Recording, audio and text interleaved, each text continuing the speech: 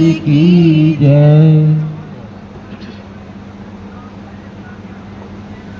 प्रेमी सज्जनों, आज बहुत ही सौभाग्य का समय है जो हम सभी लोगों को इस प्रोग्राम के अवसर पर सत्संग का अवसर मिला हुआ है। ये अवसर जिसके जीवन में मिलता है वही जीवन की कीमत को प्राप्त कर पाता है, अर्थात जीने की कला वही सीख पाता है।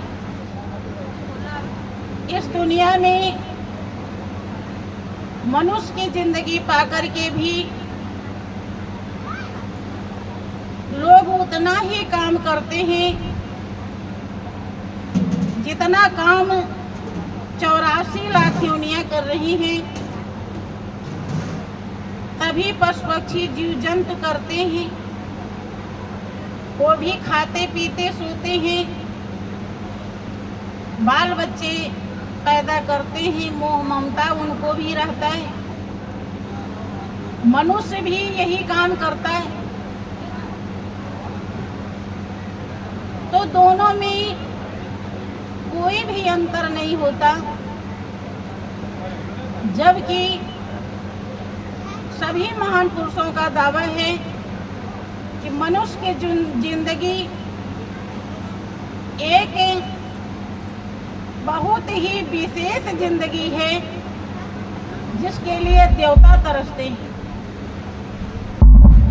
आपके रामचरितमानस में जिक्र है कि बड़े भागे मानुष तन पावा, असुर दुर्लभ सब ग्रंथ निगावा। मनुष्य की जिंदगी बड़े भाग्य से मिली है। भगवान राम ने प्रजावासियों को समझाते हुए स्पष्ट किया है, बंधु, तो भाग्य से मिली है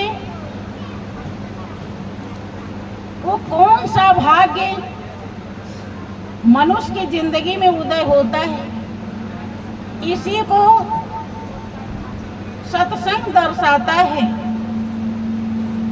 वैसे तो दुनिया में दुनिया की कोई भी चीजें मिल जाती हैं तो हम अपने को भाग्यशाली समझते हैं। बेटा पैदा हो गया तो भी भाग्य सराहते हैं, धन मिल गया तो भी भाग्यशाली कहते हैं।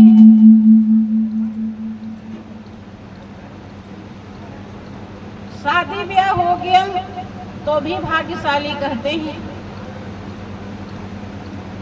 किसी भी प्रकार का कोई भी दुनिया के किसी चीज में हमारे जीवन में जब विकास होता है तो हम उसे भाग्यशाली कहते हैं। लेकिन महापुरुषों के हिसाब से, हमारे संतों के हिसाब से भाग्यशाली वो नहीं है, क्योंकि भाग्य उसे नहीं कहते जो दुर्भाग्य में बदल जाए। बेटा मिला है तो बहुत बार पैदा होते ही मर जाता है। इधर पैदा हुआ, खुशी मनाई और 2-4 दिन के बाद ही चला गया। फिर हमें दुख उठाना पड़ता है, खुशी दुख में बदल जाती। कोई भी चीज धन मिला है वो भी कोई छीन सकता है, कोई ले सकता है, कोई हड़प सकता है, चोरी हो सकता है, जल सकता है। वो भी हमेशा हमारा साथ नहीं देता है। बेटा बेटी पति परिवार मिलते हैं वो कब साथ छोड़ दे कुछ भी पता नहीं। जो भाग्य दुर्भाग्य में बदल जाए महापुरुष उसे भाग्यशाली नहीं कहते। अर्थात वो कौन सा भाग्य है जिसके लिए मनुष्य का चोला भगवान राम ने भाग्यशाली बताया, भाग्य से बताया कि मिलता है, जिसके लिए देवता तरसते हैं। भाइयों बहनों, इस चोले से हमारे अंदर ही जो सुख शांति आनंद का भंडार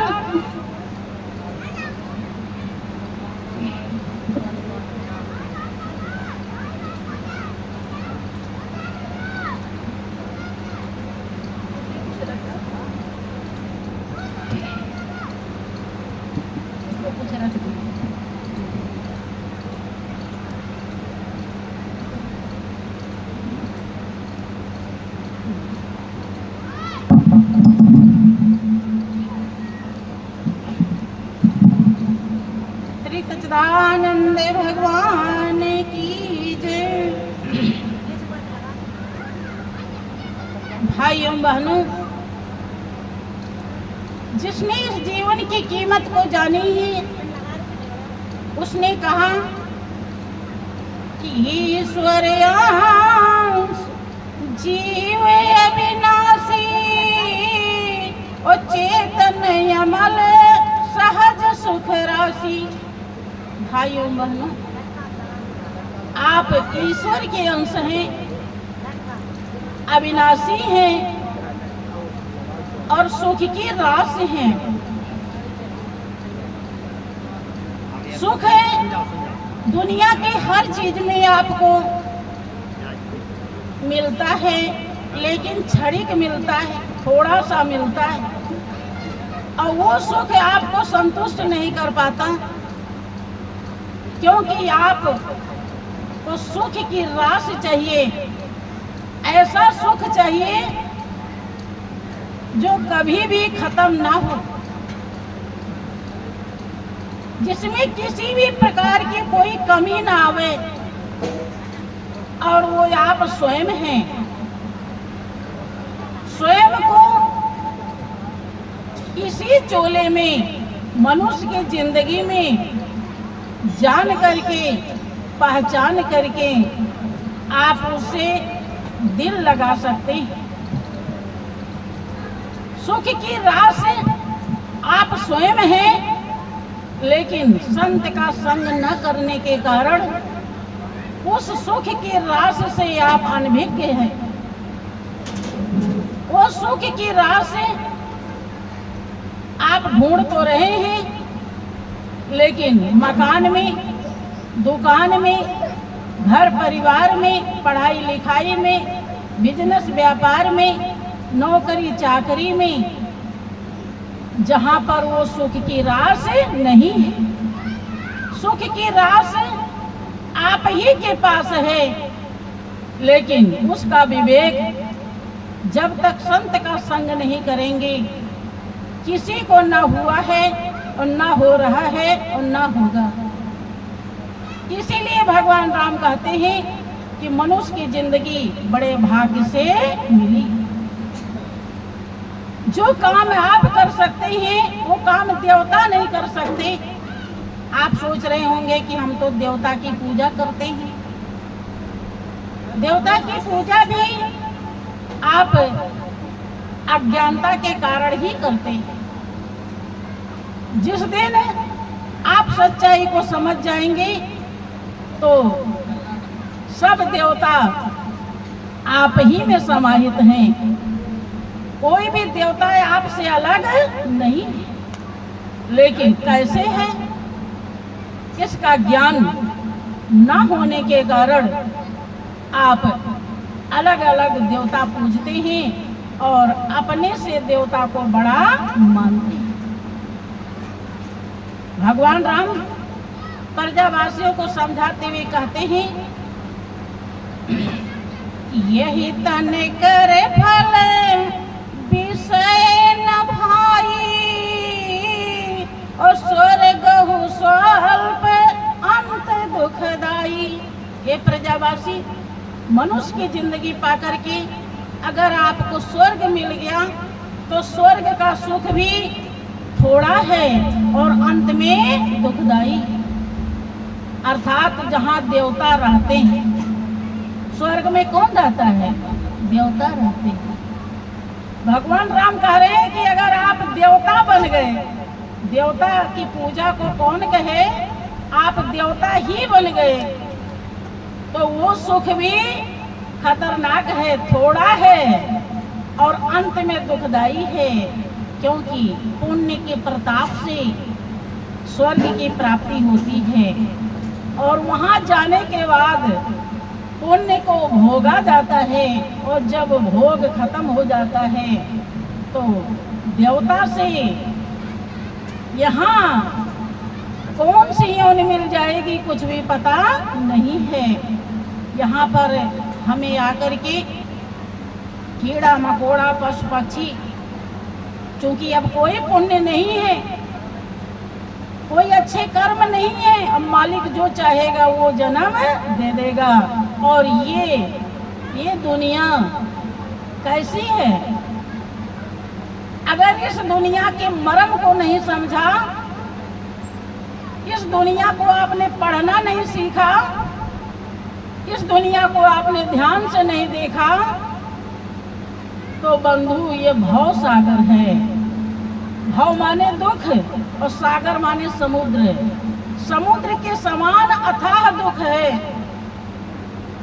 इसमें ना राजा संतुष्ट होता है और ना प्रजा संतुष्ट होता है। आप लोगों को ख्याल होता है कि जिसके धन है वो सुखी है, जिसके परिवार है वो सुखी है, जिसके बेटा बेटी है वो सुखी। लोग प्रयास करते रहते हैं कि हमारे नहीं है इसलिए हम दुखी हैं, लेकिन जिसके बेटा बेटी भी है, धन परिवार भी है, उनसे पूछो क्या वो संतुष्ट हो गए? तो पता चलेगा जिसके जितना ज्यादा होगा वो उतने ज्यादा असंतुष्ट है। क्योंकि हमारी आत्मा किससे संतुष्ट होगी? उसके लिए कि बिन सत्संग विवेक न होई, और राम कृपा बिन सुलभ न सोई। जब तक संत का संग नहीं करेंगे,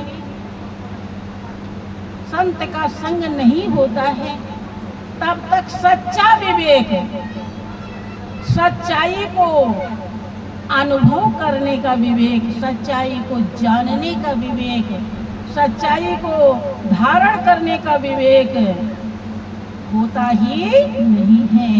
और संत का संग तब होता है जब राम की कृपा होती,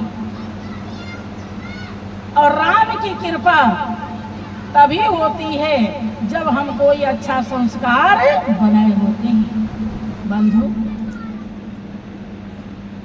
अगर इस दुनिया में संतुष्टि मिल जाती तो राजा धर्मदास, राजा हरिश्चंद्र, राजा पीपा, राजा मोरध्वज, राजा शिवी, तमाम राजाओं का इतिहास है कि वो गुरुकुल में जाकर के अथाह कष्ट नहीं उठाते, हस्ती नहीं मिटाते। अगर इसी धन दौलत दुनियादारी में अगर सुख मिल जाता, शांति मिल जाती, बंधु हमारी आत्मा संतुष्ट हो जाती। इसमें नहीं हो सकती। संतुष्ट जिससे होगी वो हमारे ही पास है, वो सुख की रास है। लेकिन कैसे है, क्या है, वो कहाँ है, इसका हमें ज्ञान होना चाहिए। और जब तक ज्ञान नहीं होगा तब तक हम उसका लाभ नहीं उठा सकते। बंधु